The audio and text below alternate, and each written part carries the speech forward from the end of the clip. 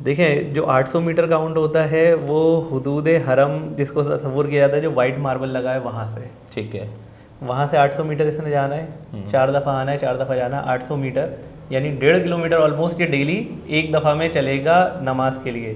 4 دفعہ چلا تو یہ کتنا چلا؟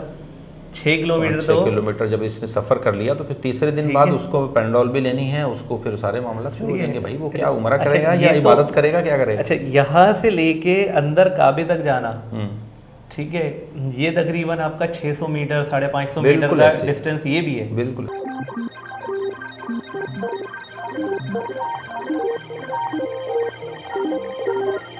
کعبے سے حدود حرم سے لے کے کعبے تک 500 میٹر یہ ہے، مطاف تک، مطاف تک. اچھا ان کیس اب رش کی صورت میں جیسے جمعہ ہے یا وہ ہے تو کیا ہوتا ہے کہ جیسے آپ ابراہیم خلیل روڈ سے اگر آپ آ رہے ہیں تو یہ ایریا بلاک کیا جائے گا اور آپ کو نیو حرم کی طرف ڈائیورٹ کر دیا جاتا ہے، وہ پورا 1.5 کلومیٹر ہے. ایسے ہی ٹھیک ہے.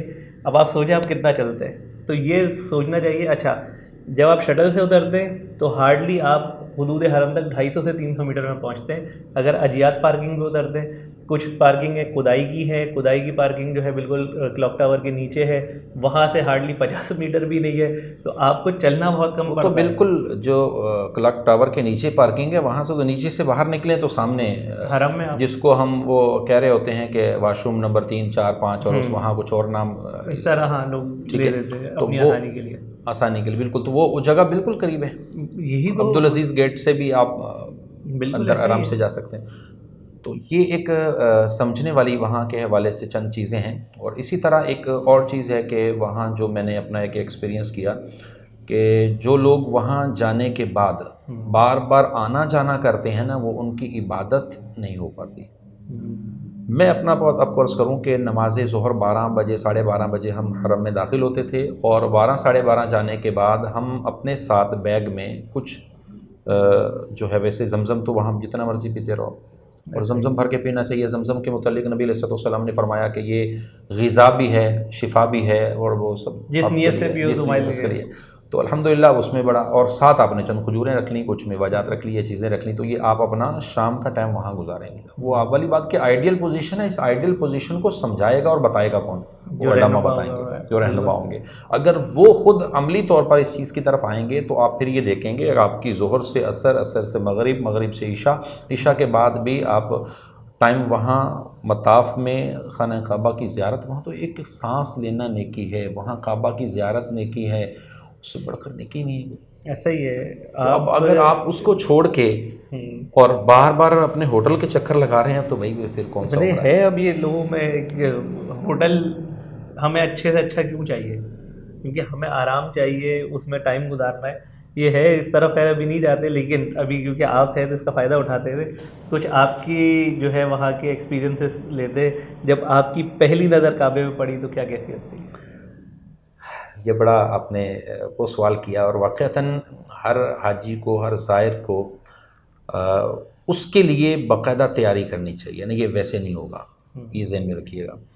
اور کعبے پر جب پہلی نظر پڑتی ہے دعائیں قبول ہوتی ہیں، رحمتیں نازل ہوتی ہیں، اور کئی ساری اس کی بشارتیں، برکتیں موجود ہیں. اب یہاں اس کا جو میرا جو تجربہ اور چیز رہی، اور میں نے جو دعائیں وہاں پر کیں، میں نے باقاعدہ اپنا سفر نامہ لکھنا شروع کیا تو اس میں نے اس کو شیئر بھی کیا تھا لکھ کے چیزوں کو، کہ میں نے پہلے سے یہ ذہن بنایا. ایک تو یہ کہ ہمیں اس رستے اور چیز کا آئیڈیا تھا پہلے سے صحیح، تو میں نے بھائی کو اور اپنے گھر والوں کو سب کو بول دیا کہ اب آپ نے یہاں نگاہیں نیچی کیے ہوئے میرے ساتھ ساتھ چلتے آنا ہے.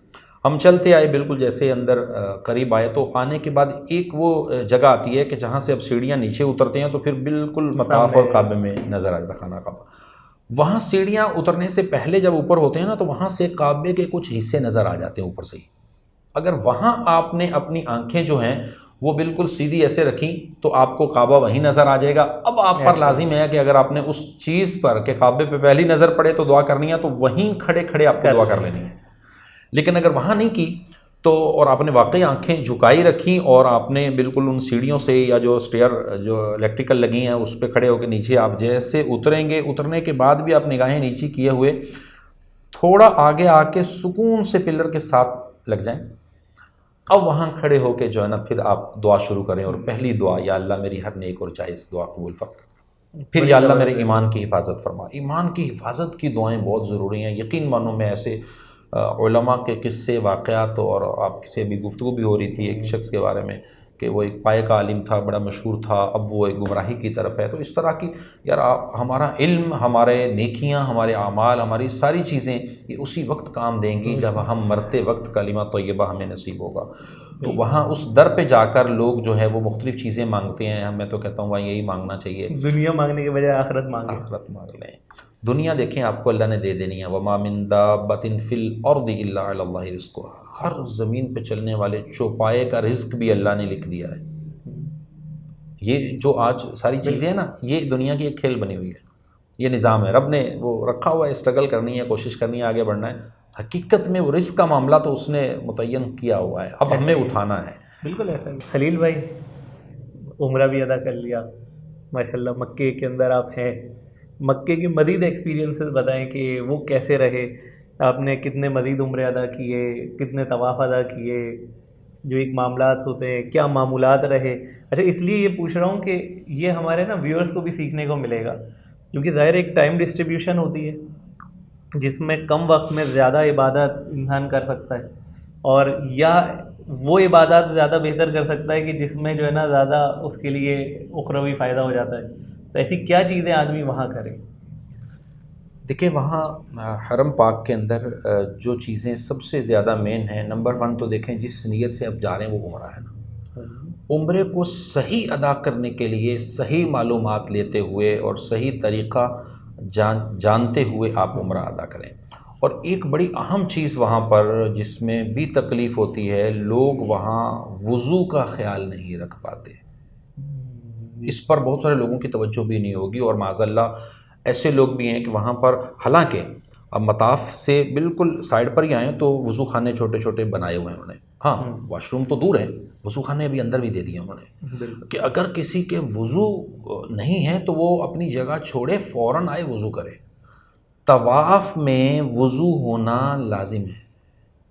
لوگوں کو بعض معاذ اللہ پتہ ہی نہیں، اور پتہ نہیں کون کون سی عقلیات ان کے پاس ہوتی ہیں. طواف نماز کی عبادت کی طرح ہے. اب طواف میں لوگ باتیں کر رہے ہوتے ہیں، پتہ ہی نہیں ہے. طواف میں لوگ سیلفیاں اور پورے جو ہے نا وہ ویڈیوز اور معاملات ہو رہے ہوتے ہیں. تو وہاں میں ایک چیز یہ عرض کروں گا کہ آج لوگوں میں ایک تعداد جو موبائل فون کو سامنے لے کر کچھ نہ کچھ اوراد اور چیزیں پڑھ رہی ہوتی ہیں. خدا کے واسطے موبائل فون کو اپنے بیگ میں رکھیں. آپ رفیق المعتمرین عمرے کی کتاب ہے، آپ وہ لے جائیں. کوئی اور عمرے کی کتاب جس میں آپ کے وہ جمی مسائل اور دعائیں موجود ہیں، آپ وہ ساتھ رکھ لیں. اپنی توجہ کو اس کی طرف مرکوز کریں. زبانی دعائیں یاد ہیں تو پڑھیں. اور ایک اور وہاں پر میں نے جو چیز دیکھی، ہمارے پاکستانیوں کا تو اتنا وہاں انداز نہیں ہے، لیکن وہ جو لوگ وہاں جا کے ایک کام یہ کرتے ہیں، بلند آواز سے وہ اپنی دعائیں پڑھ رہے ہیں اور وہ دوسروں کو بھی نہیں پڑھنے دیتے.